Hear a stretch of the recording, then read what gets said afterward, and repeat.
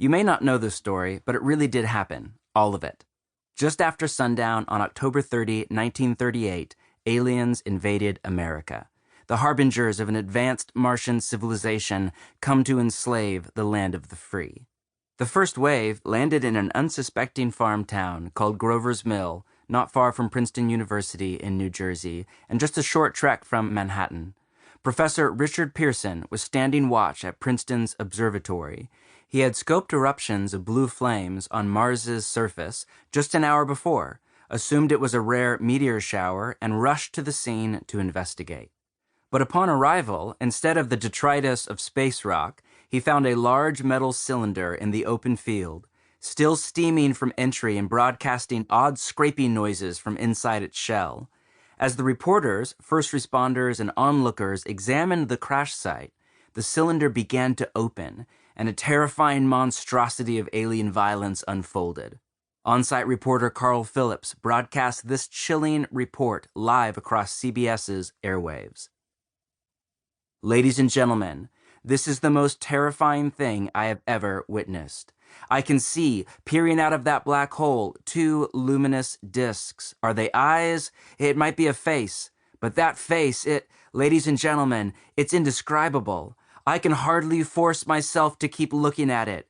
The eyes are black and gleam like a serpent. The mouth is V-shaped with saliva dripping from its rimless lips that seem to quiver and pulsate.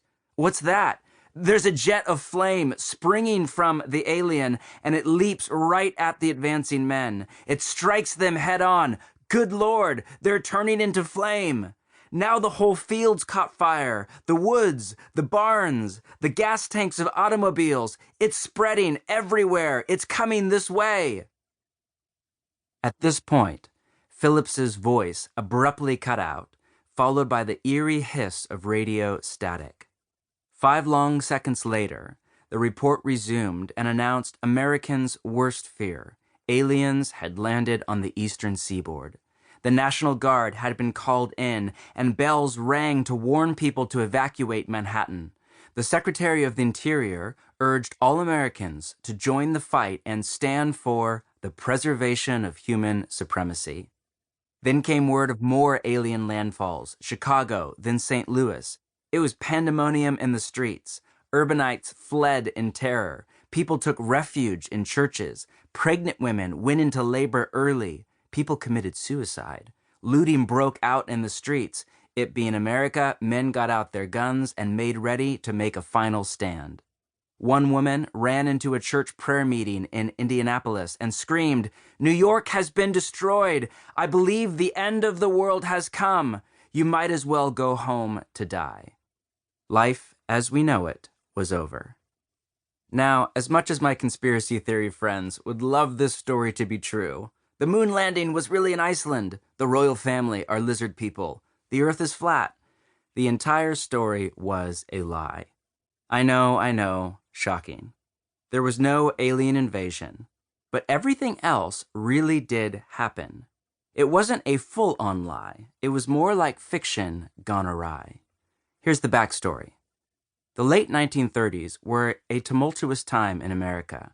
Not only did many scientists speculate there was alien life on Mars, but closer to home, people were living with a fever pitch of anxiety.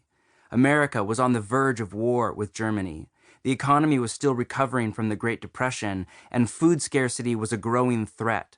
Just weeks before, those living in the Northeast had endured the Great New England Hurricane of 1938, the most devastating storm to ever strike New England, leaving over 700 dead and about 63,000 homeless.